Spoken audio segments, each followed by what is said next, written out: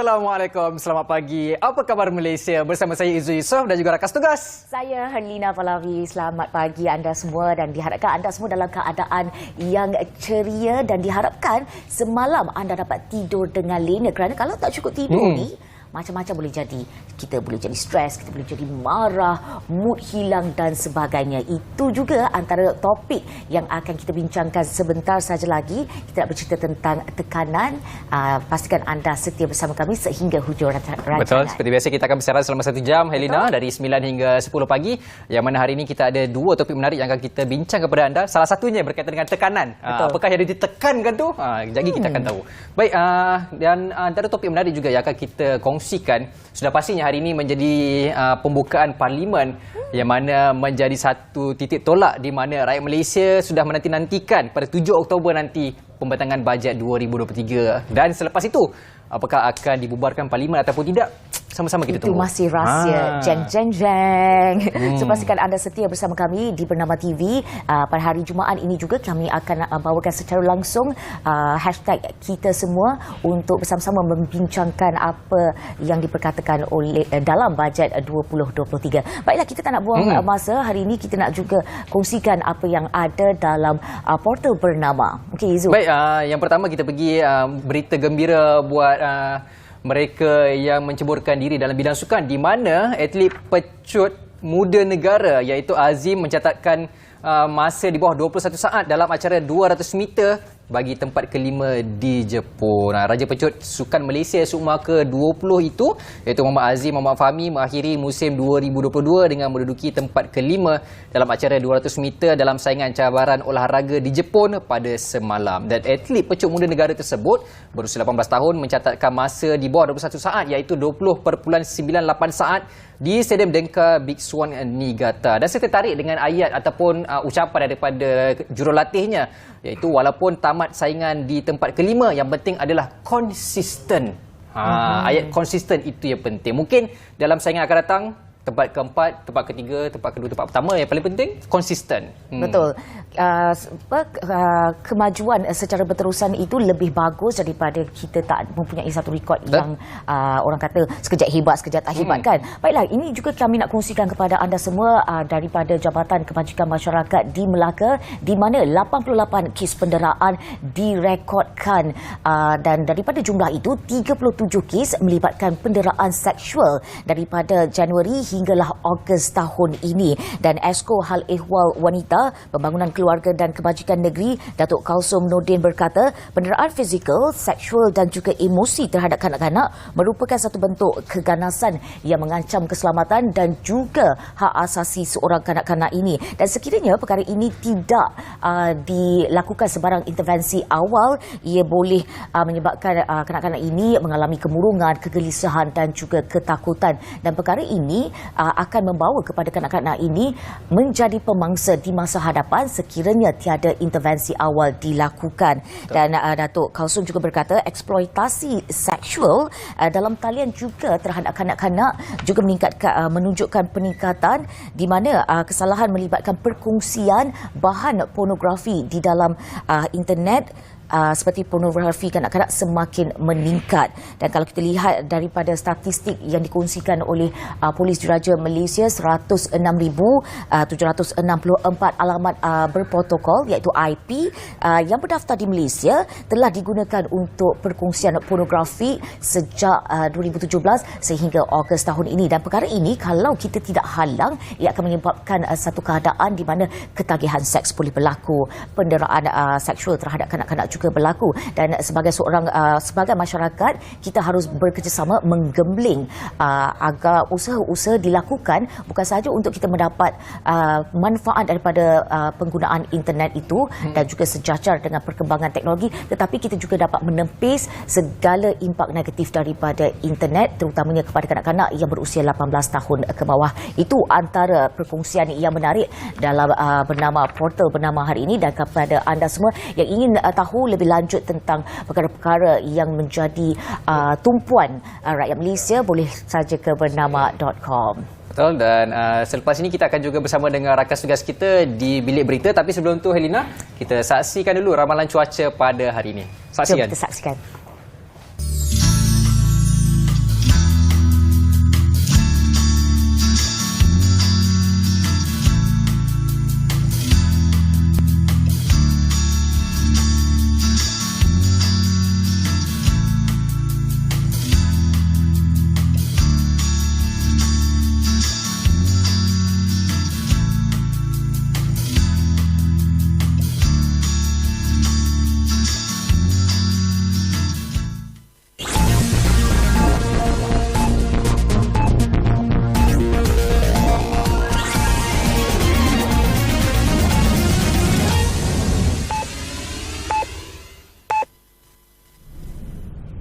Assalamualaikum dan salam keluarga Malaysia. Dari Bilik Berita bersiaran bersama saya Diah Muhammad Jaiz dan dimulakan dengan laporan berikut.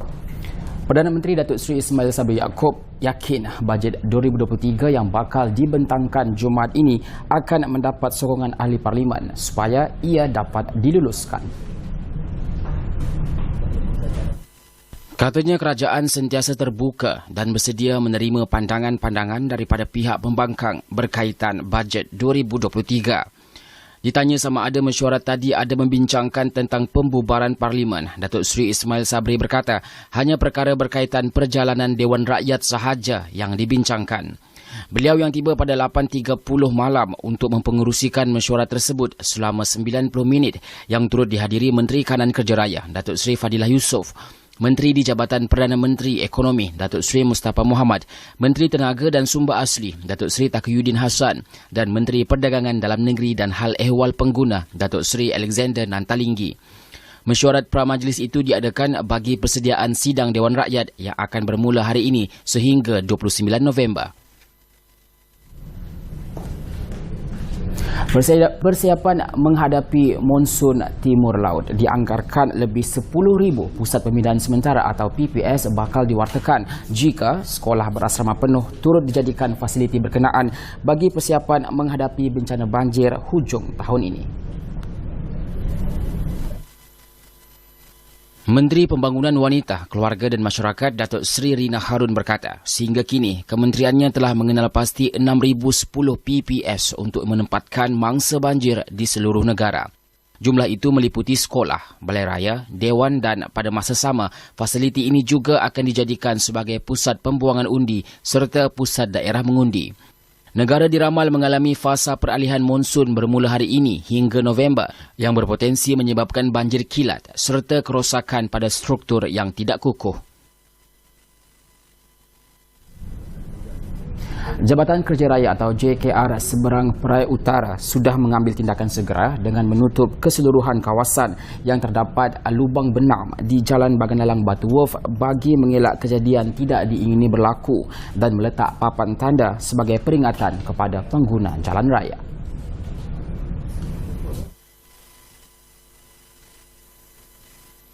Pihak Indah Water Consortium Sdn Bhd atau IWK juga telah berada di lokasi kejadian untuk membuat pemeriksaan saluran kumbahan serta tindakan pembaikan berkaitan.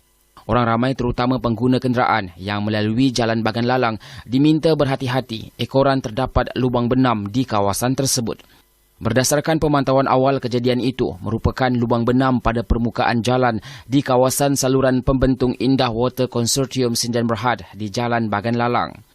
Panjang kawasan yang terlibat adalah 100 meter, namun laluan tersebut masih dibuka kepada kenderaan ringan dan setakat ini juga tiada jalan alternatif disediakan. Bagaimanapun akan disediakan sekiranya perlu.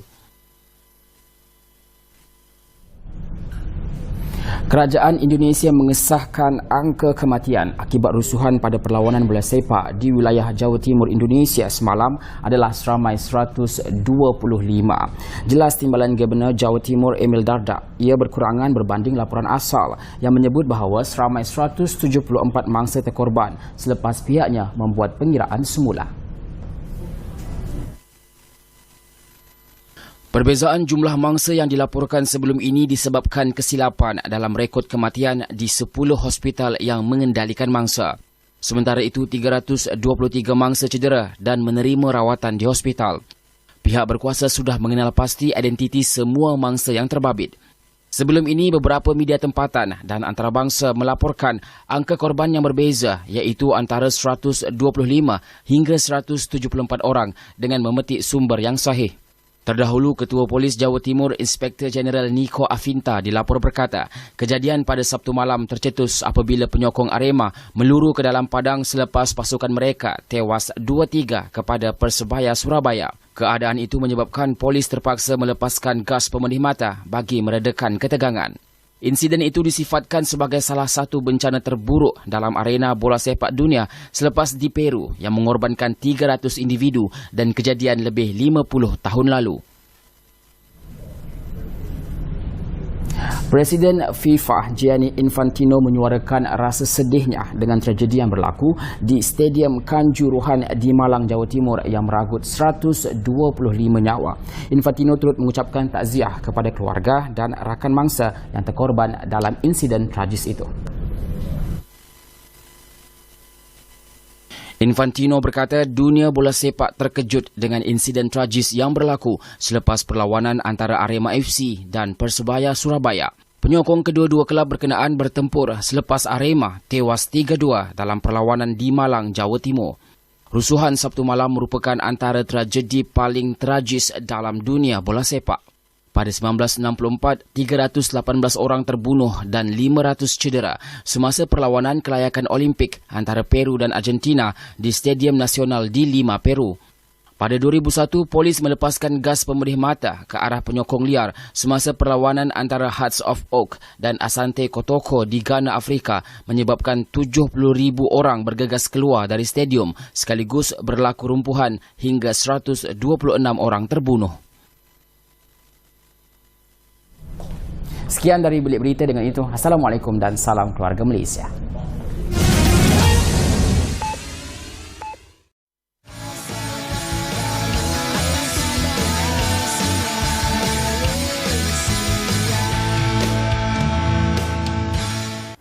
Ini bukan cerita sini habis sini. Kalau bunyi, mesti jadi lagu. Buat kopi sampai dapat trofi. Skru jangan longgar. Semua cabaran kita langgar. Kita main. Bukan main-main. Buat sampai jadi. Baru boleh OOTD. Bincang sampai masak. Kerja pun enak. No serabut. Susun idea macam perabot. Benih sebutir jadi hutan. Kongsi aja, jangan peram di bangku simpanan. Turun IBN demi negara dan masa depan. Jom ke DATC dan Padang Kawat UiTM Shah Alam 8 pagi hingga 10 malam 4 Oktober ini.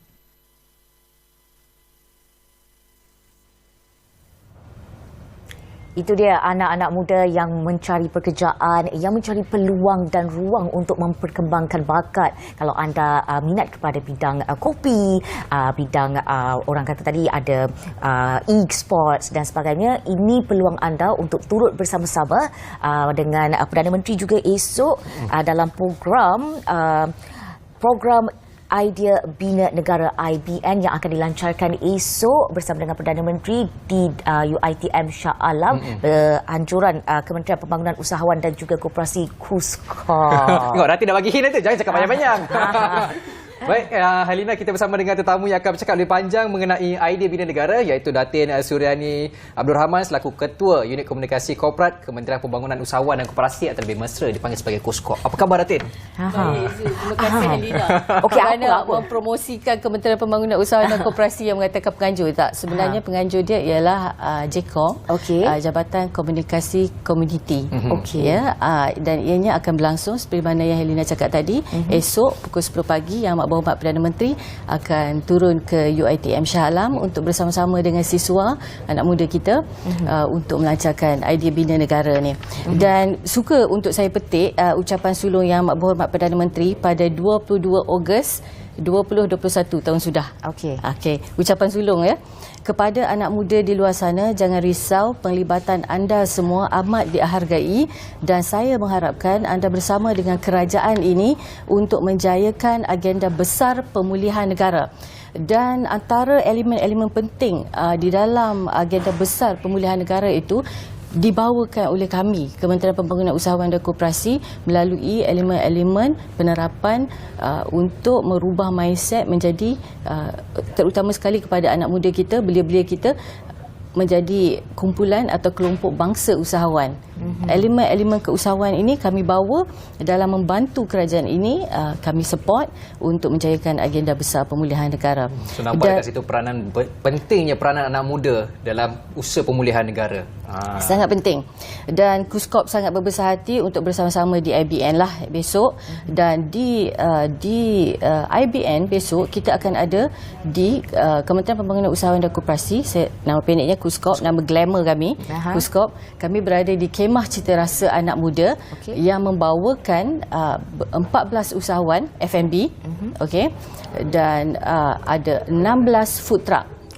Usahawan food truck. Dan yang menariknya ialah mereka ini, usahawan-usahawan ini adalah semua di bawah umur 35 tahun. Bertepatan dengan Akta Belia Negara, semua belia adalah 35 tahun dan ke bawah. Semua usahawan yang KUSKOP kumpulkan adalah 35 tahun ke bawah. Nak tahu tak apa makanan-makanan yang akan kami bawakan? Kalau saya tengok daripada tadi tu ada pizza, ada kopi. Kopi tu dia ada lagi satu kemah. Kemah Fiesta Kopi lah. Itu ada lagi satu kemah. Bilangan usahawan di belia di Kemah Cita Rasa Anak Muda, untuk slot gastronomi kita ada membawa makanan dan minuman seperti nasi lemak pandan. Ini dugaan ni kepada yang diet-diet, tapi jangan diet lah besok 4 hari bulan, 1 hari je. Nasi kerabu, nasi kak wo, aneka kuih muih, pasembo, mi rebus, char kway teow, rujak buah, bakso, koktel viral, nasi campur Penang. Kalau nasi campur Penang saya rasa nasi kandang lah kot kan. Chicken chop, murtabak, aneka pilihan minuman dan aneka kek.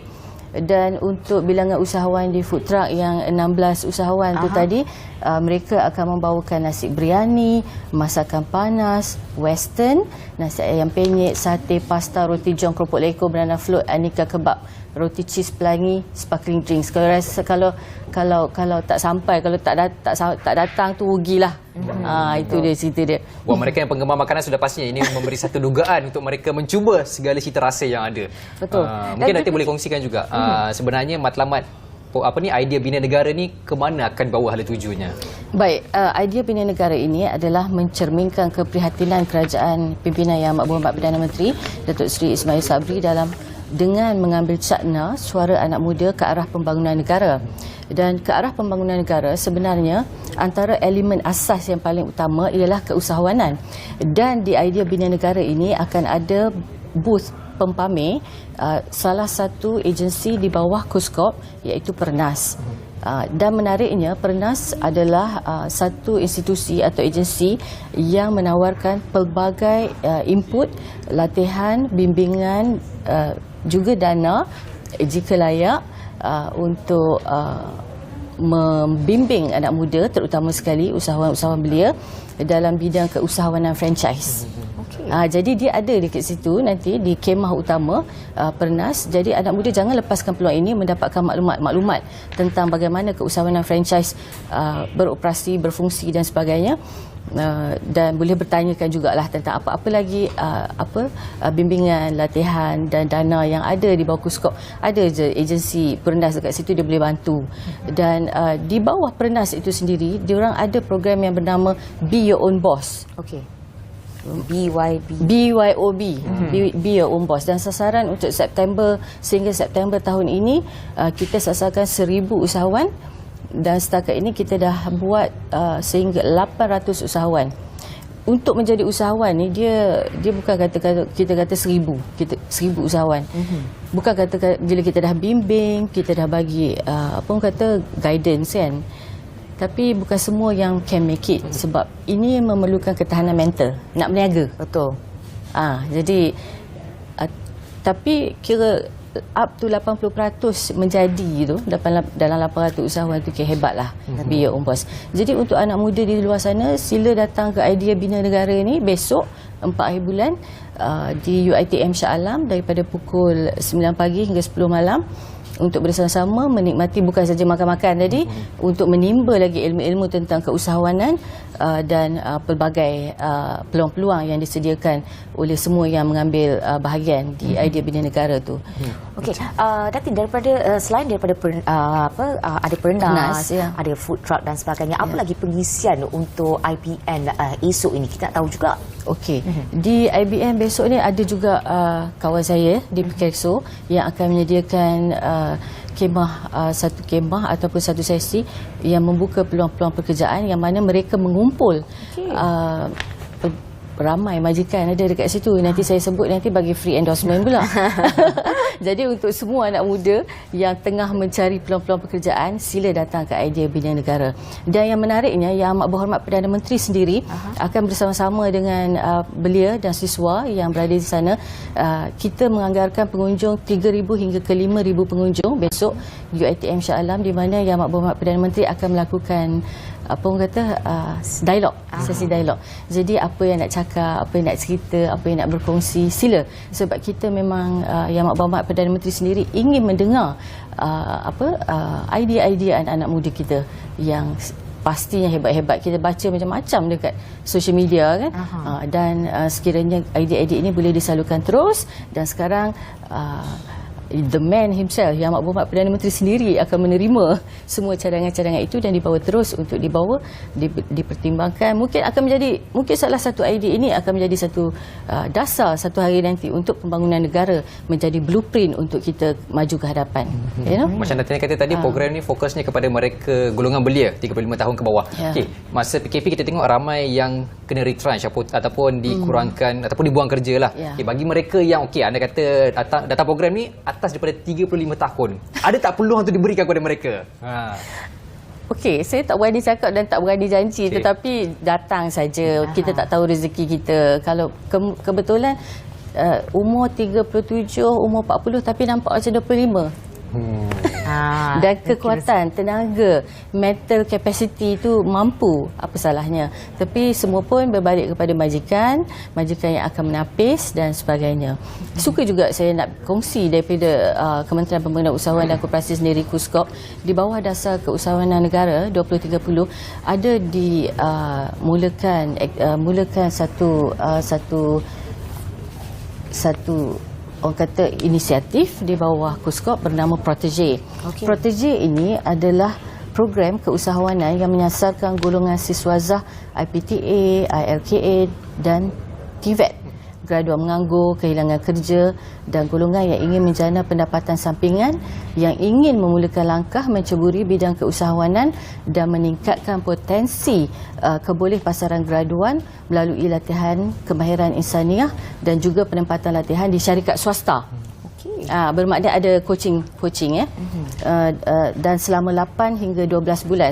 Sementara sesi coaching, sesi belajar tempat di syarikat-syarikat swasta ni, mereka juga di bawah program Protege ini, mereka juga dibayar gaji tau. 8 hingga 12 bulan ni.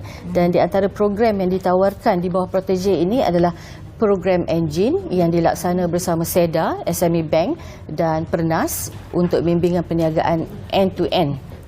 Membantu graduan memulakan perniagaan berisiko rendah. Dan program khusus Entrepreneur 101 bersama InScan, Institut Keusahawanan Negara kita. InScan ni memang glamour lah, semua orang tahu. Kita akan tuju ke InScan untuk mendapat bimbingan latihan keusahawanan, sama ada dari sudut macam mana nak manage, macam mana nak uruskan perniagaan tu, macam mana nak uruskan keuangan. Yang paling penting adalah pengurusan keuangan sebenarnya. Dan juga program Dropshippers dan Agent DNA bersama InScan, dan program Grace yang menyasarkan graduan TVET dan sijil kemahiran berumur di bawah 30 tahun. Tapi yang lebih dari 35 tahun tu tak boleh lah. Yang untuk Protege ni. So, yang untuk TVET tadi 30 tahun. Untuk Protege 35 tahun. 35 tahun ke bawah boleh. Belialah usahawan graduan. Dan selalunya ramai yang anak muda yang selalu bertanyakan kepada isu-isu ini. Selalunya kalau nak join perkara-perkara ini dah kena ada bisnes, dah kena ada plan perniagaan dan sebagainya. So dengan program seperti Protege itu, daripada tak ada apa-apa, kosong, Ya. mereka akan dapat idea dan sebagainya di situ. Ya. Dan sambil kita belajar, kita ditempatkan di syarikat-syarikat swasta yang terpilih yang berada bersama dengan program Protege, mereka juga akan dapat bayar gaji. So umpama kerja sambil belajar, internship dan dibayar. Satu idea yang bagus Satu untuk idea anak menarik. muda. Pastikan anda semua jangan ketinggalan untuk bersama-sama dengan KUSKOP dan juga UiTM pada esok hari. Datang tu, apa yang kita kena bawa? Okey, alang-alang kita dah ada dekat situ dengan peluang pekerjaan oleh PKSO, KUSKOP, dengan kita punya Pernas dan sebagainya, atau kalau untuk mencari peluang-peluang lain di bawah Kementerian Pembangunan Usaha dan Koperasi sendiri, seperti yang saya cakap tadi, Protege, untuk bimbingan InScan dan mana-mana agensi. Kami ada 11 agensi di bawah KUSKOP. Semuanya menawarkan pelbagai jenis latihan, bimbingan, dana perniagaan jika layak dan sebagainya, coaching, mentoring, coaching sehingga up to 6 months lah, sehingga 6 bulan kita pantau sehingga jadilah, orang kata kita tak lepas gitu sajalah, maknanya sekurang-kurangnya daripada dilahirkan sehingga boleh berjalan jika tidak berlari. Okey, jadi bawalah resume, apa yang patut, IC ke dan sebagainya lah, gambar kan, kita nak minta kerja dan sebagainya. Dan jika permohonan dana kalau dekat booth Pernas keusahawanan franchise, semua butir-butiran peribadi diperlukan. Jadi bawalah apa yang patut.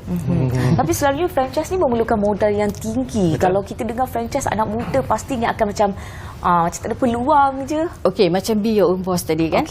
Dia bila kita terpilih, kita sebenarnya prosesnya ialah pihak Pernas sendiri perlu tengok kepada paper ataupun kertas kerja yang kertas kerja. Kertas kerja perniagaan yang Helena atau Izu berhajat untuk buat. Jadi you kena buat kertas kerja lah sebelum pergi ke IBN besok. Pergi bawa kertas kerja tentang perniagaan yang nak dibuat tu, katalah nak buat apa? Kopi Izu. Kopi Izu.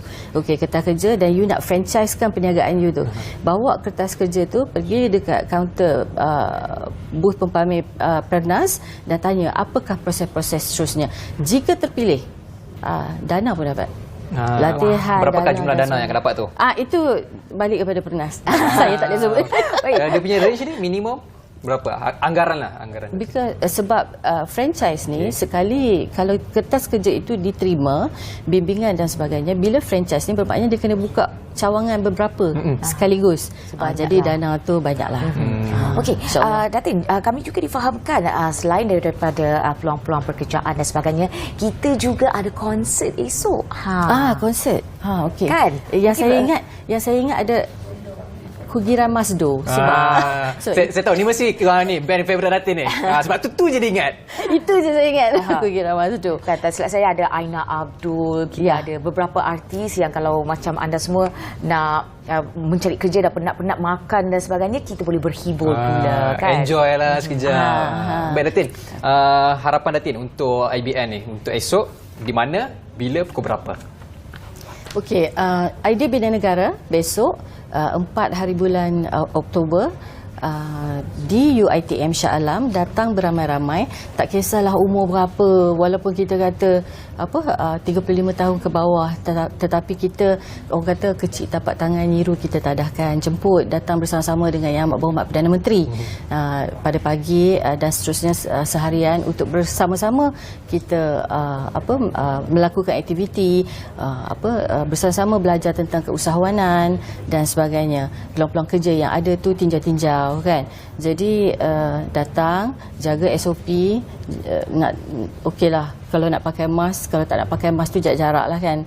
Dan what can I say, enjoy yourself, insyaAllah. Yang paling penting enjoy. Yang penting enjoy. Itu yang sambil belajar lah kan. Macam-macam ada kita sediakan, terutama sekali tentang keusahawanan. Kita nak ubah siswa-siswa dan graduan kita ni mindset daripada keluar universiti kena cari kerja makan gaji. Kenapa tidak kita menjadi bangsa usahawan? Betul. Daripada mencari kerja, kita boss. Betul. Kita create kerja tu. Apapun, terima kasih kita ucapkan kepada Datin Suryani Abdul Rahman selaku Ketua Unit Komunikasi Korporat KUSKOP atas perkongsian mengenai program Idea Bina Negara yang akan berlangsung pada esok di dataran Shah Alam. No, Dataran UiTM Universiti Shah Shah Alam. Alam. Ya, Dataran Shah Alam. Betul. Baiklah, kita nak berehat seketika dan sambil itu kita akan lihat tentang perkembangan F1 yang kembali ke Singapura. Saksikan.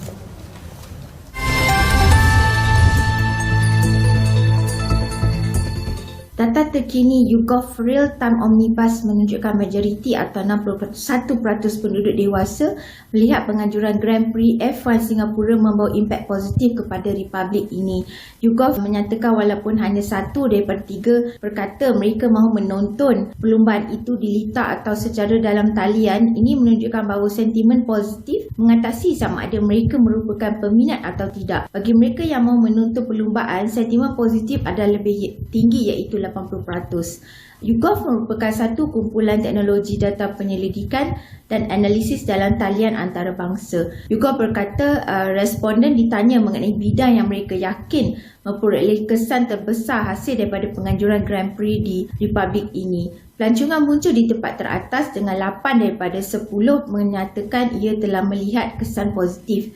YouGov menyatakan bahawa 7 daripada 10 pula berkata acara itu telah meningkatkan hiburan, manakala 2/3 berkata ia telah meningkatkan kedudukan republik itu di peringkat antarabangsa, manakala ekonomi keseluruhan dan runcit juga menunjukkan peningkatan. Sebaliknya, YouGov berkata bidang yang mungkin paling terjejas ialah alam sekitar sebanyak 37%, pengangkutan tempatan 26% dan keselamatan 11%. Analisis berdasarkan umur pula menunjukkan bahawa golongan dewasa muda di republik ini berkemungkinan besar mengatakan bahawa pelancongan dan hiburan memperoleh kesan positif. 6 daripada 7 bersetuju dalam kes pelancongan, masing-masing 84% bagi mereka yang berumur 18 hingga 24 dan 25 hingga 34. Dan hampir 8 daripada 10 memilih hiburan, iaitu 78% bagi mereka yang berumur 18 hingga 24, 76% untuk mereka yang berumur 25 hingga 34 tahun. YouGov Real Time Omnibus menawarkan hasil tinjauan pantas daripada warga negara atau kumpulan sasaran dalam pelbagai pasaran. Kajian ini dijalankan secara dalam talian pada 22 hingga 24 September dengan sampel mewakili 1045 orang dewasa di Singapura menggunakan soal selidik yang dibangunkan olehnya sendiri. Data diambil mengikut umur, jantina dan etnik sebagai mewakili semua orang dewasa di Singapura serta unjuran terkini Jabatan Perangkaan Singapura yang terkini. Untuk pengetahuan, kumpulan rock Malaysia Wings akan turut membuat persembahan ketika Grand Prix itu nanti.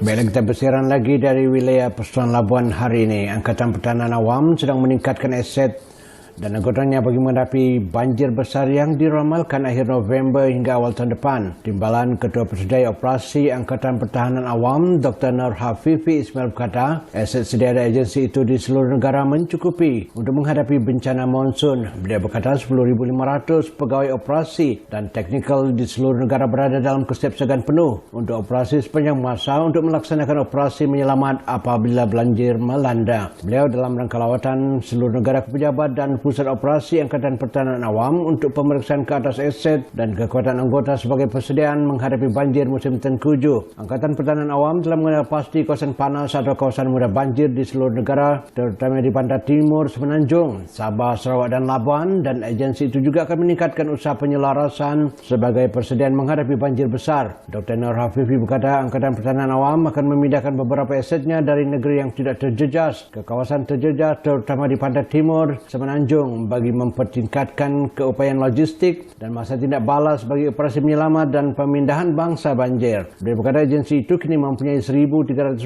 aset untuk operasi menyelamat di perairan dan darat dan 64,310 kemah boleh dilipat atau siten. Dr. Nur Hafifi berkata kerajaan telah mewatakkan sebanyak 6,000 pusat pemindahan banjir di seluruh negara. Katanya lagi sikap tunggu dan lihat untuk operasi penyelamatan apabila bencana berlaku mesti berubah sekarang, dan apa yang perlu komuniti itu sendiri harus meningkatkan kesiapsiagaan dan mitigasi bencana daripada bergantung atau menunggu pasukan penyelamat datang untuk pemindahan. Jabatan Meteorologi Malaysia meramalkan negara akan mengalami hujan lebat berterusan mulai pertengahan November dan membawa kepada banjir besar menjelang akhir bulan itu. Ketua Pengarah Met Malaysia Muhammad Elmi Abdullah berkata, fenomena La Nina dijangka berlarutan sehingga awal tahun depan dan akan meningkatkan taburan hujan.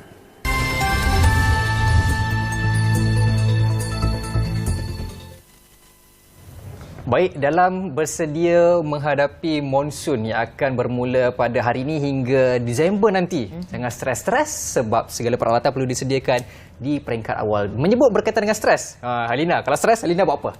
Kalau saya mungkin saya akan tarik nafas dalam-dalam, lepas pelan-pelan. Ini rasa terapi dia ni. Saya rasa itu sangat-sangat berkesan. Bila saya tarik nafas kan, dia tiba-tiba hilang. Macam tadi tengah stres tu. Itu yang tarik nafas. Tarik nafas. Dan okey, sebenarnya stres ni dia berbeza. Kalau satu perkara itu dia mungkin menjadi stres kepada saya, tetapi mungkin tidak stres kepada Izu. Dan kalau kita tengok ada tokoh stres ataupun tokoh tekanan perasaan, iaitu Han Seyih ada menyatakan bahawa stres itu adalah reaksi subjektif seseorang terhadap apa sahaja tekanan dan bebanan yang mereka kena. Lepas tu perasan tak? Kadang-kadang stres ni dia bukan sahaja negatif, tapi kadang-kadang stres ini boleh buat kita kerja lebih fokus, cepat hantar kerja dan sebagainya. Dan itu yang kita nak kongsikan kepada anda bersama dengan tetamu kita, iaitu Dr. Abdul Rashid Abdul Aziz, pensyarah kanan program kaunseling dari UC. Okey, Doktor, apa khabar? Terima kasih kerana sudi bersama dengan kami. Sihat, Alhamdulillah. Okay. Doktor, macam yang saya cakapkan tadi, ada stres ini, ada stres yang baik. Tak silap saya nama dia eustress. Ada stres tu yang memang betul-betul buat kita pening, distress. Mungkin doktor juga nak kongsikan kepada kami semua jenis-jenis tekanan yang wujud dalam kehidupan masyarakat. Okey, terima kasih Karina, Izu. Baiklah, tadi Karina disebutkan tentang Dr. Han Seyih. Dia adalah seorang pakar dalam bidang stres. Kalau kita melihat definisi stres seperti mana yang Karina kongsikan, adalah satu tindak balas kepada tubuh, sama ada pleasant atau unpleasant, baik ataupun buruk. Itu kita katakan sebagai stres. Bila kita ingin mengkategorikan stres, kita boleh berikan kepada 3 kategori utama. Yang pertama, Prof. Han Seyih ini juga sebutkan, iaitu dipanggil sebagai new stress. New stress ni maksudnya stres yang neutral. Contohnya lah kita mendengar perkabaran gempa bumi di Indonesia. So benda tu mungkin mempengaruhi kita atau mungkin juga tidak. Selain daripada itu, kategori yang kedua adalah eustress, seperti mana yang disebutkan, stres yang baik pada kadar yang minima, kadar yang bersesuaian, ia akan memberikan kebaikan pada kita. Contohnya, seorang pelajar kat universiti nak membuat assignment, tugasan mereka. Jadi bila ada due date, bila ada tarikh tertentu yang perlu dikejar, ia akan menggerakkan kita. Jadi kita kata stres itu sendiri sebenarnya menggerakkan manusia. Itu memberi kesan yang baik. Manakala yang ketiga adalah distress. Inilah yang kita semua tak nak. Iaitu kesan yang sebenarnya memberikan keburukan kepada manusia itu sendiri, di mana apabila dia melibatkan sistem biologi kita, fisiologi, psikologi yang akan terganggu disebabkan oleh distress, di mana pada waktu itu kemampuan kita untuk menerima tekanan itu sudah tidak mampu lagi. Maksudnya dah out of control, lebih daripada kemampuan kita yang sebenarnya, dan itu akan menyebabkan distress. Itulah 3 kategori utama. Tapi ada juga pandangan yang mengatakan, ini menurut Lazarus dan Folkman, antara tokoh juga dalam bidang tekanan ini, mengatakan bahawa tekanan juga disebabkan oleh manusia itu tidak mencapai matlamat dia, ataupun terganggu dalam proses untuk mencapai matlamat. Contohnya kita sebagai manusia, kita ada cita-cita, kita ada impian, kita ada target. Kemudian kita tak dapat mencapai perkara tersebut, itu juga akan mendatangkan tekanan kepada kita sebenarnya. Baik Doktor, apabila bercakap soal tekanan emosi derita tanpa dikesan ini, macam Doktor kata tadi, kita ada 3 jenis stres. Yang mana kalau kita nak sentuh stres yang paling tidak memberi manfaat, stres yang buruk lah senang cerita. Apakah kesan-kesan ataupun tanda-tanda seseorang itu mengalami stres yang melampau sangat dalam hidup dia sehingga mengganggu sistem badan dia? Okey, kita boleh lihat kesan bila kita kata impak daripada stres ini ada banyak kepada aspek jasmani kita, emosi, kita punya minda kita dan juga sosial. kalau kita lihat dari aspek emosi, kalau wanita bila dia berhadapan dengan stres, mungkin dia kerap menangis, dia kerap mengasingkan diri, dia kerap berasa sedih. Jadi bila kita lihat sedih itu berlebihan, ataupun kalau kita nak tahu indikator dia adalah emosi negatif itu lebih banyak daripada emosi yang positif dalam seharian, maka kita boleh kata bahawa kita sedang dilanda oleh tekanan ataupun stres. Itu daripada sudut emosi lah. Kalau dari sudut pemikiran, kita susah nak buat keputusan. Pemikiran kita sering terganggu, nak baca buku tak boleh fokus. Jadi ini semua adalah kesan-kesan daripada stres. Kalau orang yang berumah tangga, kadang-kadang isteri suruh suami beli makanan pun terlupa. Itu pun tanda stres juga. Banyak sangat pesanan nak beli macam-macam kat kedai kan. Terlupa pun stres juga. Boleh jadi stres juga. Tak boleh nak fokus, tak boleh nak ingat kan. Itu dari sudut pemikiran. Manakala dari sudut tingkah laku juga kita boleh lihat kalau stres ini membawa kepada gejala kesihatan mental yang lain seperti kemurungan, anxiety dan sebagainya. Tingkah laku itu kita dapat lihat seseorang itu akan mengasingkan diri. Dia akan duduk bersendirian. Dia tidak lagi menjalani rutin yang dia suka. Maksudnya kita katakan dia tidak boleh berfungsi secara normal. Itu petanda dia sudah mengalami tekanan. Dan saya juga difahamkan bahawa tidur itu juga satu indikator yang jelas untuk menunjukkan sama ada kita telah dikena stres dan ataupun tidak. Pandangan doktor macam mana? Ya, betul. Itu pun salah satu petanda dia di mana kita menghadapi kesukaran untuk tidur yang disebut sebagai insomnia lah. Di mana tekanan itu menyebabkan banyak sangat perkara yang mengganggu fikiran kita sampai kita tak boleh nak tidur.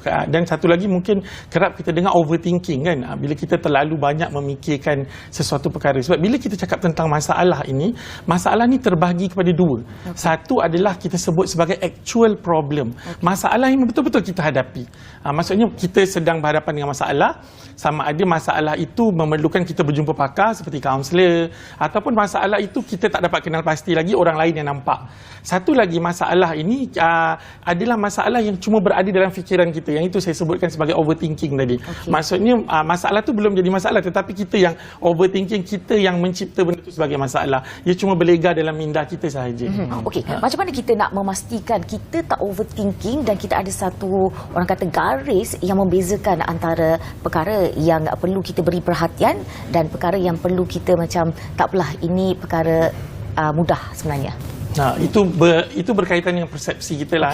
Kita kena menjaga persepsi. Setiap manusia dia ada persepsi, di mana ada manusia yang suka mempersepsi secara berlebihan ataupun tidak. Maka untuk mengelakkan overthinking, kita kena selalu cek pemikiran kita. Kita kena selalu cek emosi kita. Satu kaedah adalah disebut sebagai regulasi emosi, di mana kita kenal pasti apa emosi yang kita alami. Contohnya hari ini kita sedih. Kita kenal pasti emosi sedih disebabkan oleh apa.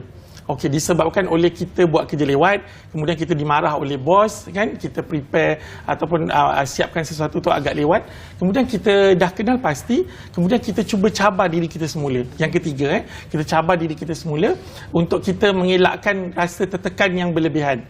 Kemudian yang keempat adalah kita rasa kita dengan serta kita cabar, kita meletakkan bahawa emosi itu okey. Maksudnya mengalami emosi yang marah ke, yang sedih ke, yang tertekan itu it's a normal. Ada pepatah yang mengatakan it's okay not to be okay kan. Maksudnya okey saja. Kadang-kadang kita memang manusia biasa, kita ada rasa marah, kita ada rasa sedih, it's okay. Kan tak ada apa pun dengan tu. Itu antara proses regulasi emosi lah. Jadi kat situ persepsi memainkan peranan, persepsi seseorang tu memainkan peranan penting. Baik doktor. Jadi doktor dah sentuh berkaitan dengan pemikiran dan juga fizikal, emosi dah sentuh. Berkaitan dengan hormon pula, macam mana doktor? Kalau seseorang terlampau stres, adakah boleh mengganggu hormon seseorang, terutama sekali wanita?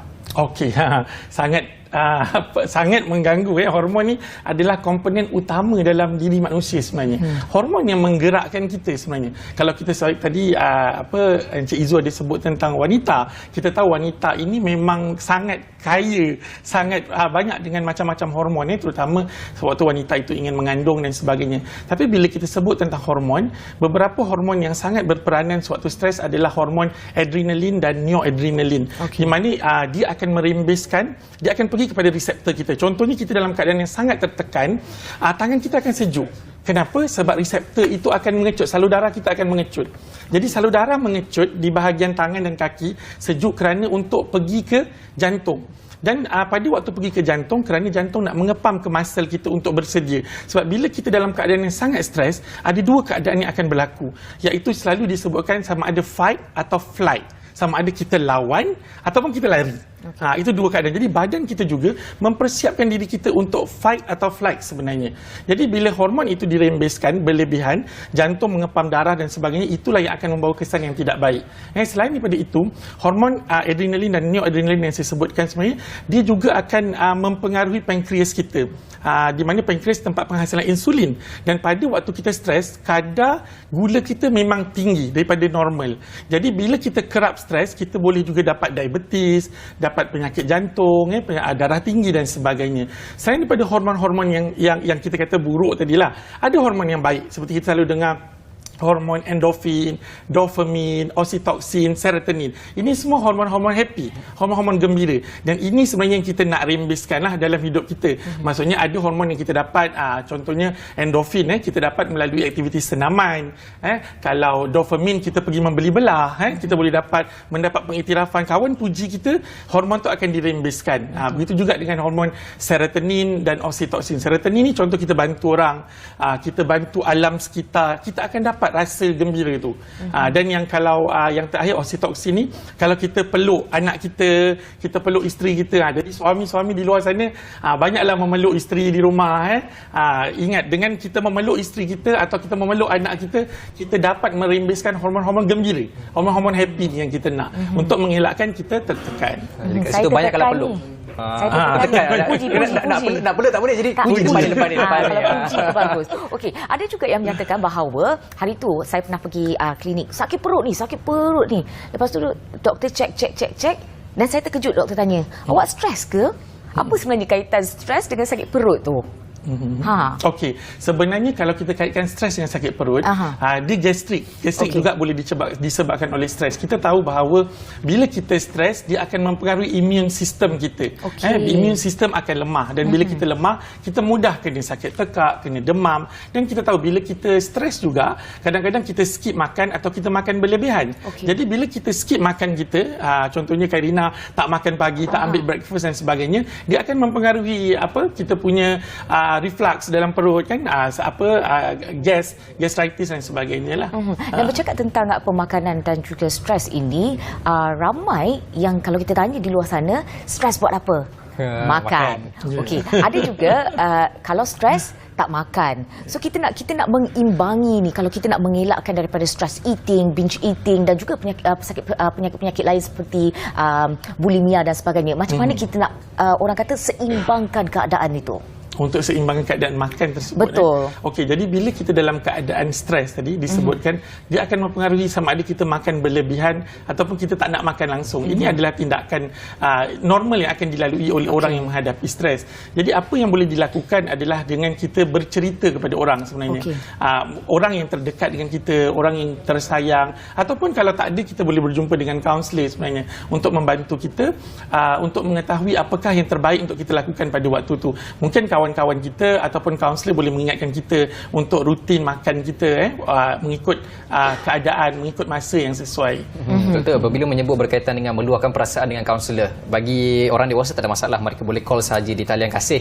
Bagi mereka yang bergelar sebagai seorang pelajar sekolah, dekat sekolah mereka jumpa kaunselor nak luahkan perasaan, tapi bila diluahkan perasaan tu, kaunselor menggunakan modal luahan tu untuk kongsi dengan cikgu-cikgu yang lain.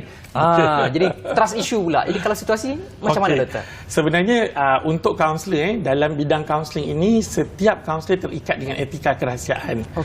Di mana apa sahaja yang disampaikan oleh klien tidak boleh diceritakan kepada pihak ketiga, kecuali kalau perkara itu membahayakan diri klien, membahayakan diri klien atau membahayakan orang lain. Contohnya klien tu nak pergi bom kawan dia ke, kan, nak pergi bunuh kawan dia ke apa, jadi terbatal perjanjian tu. Tetapi kalau isu-isu yang biasa, memang itu tertakluk bawah etika kerahsiaan lah.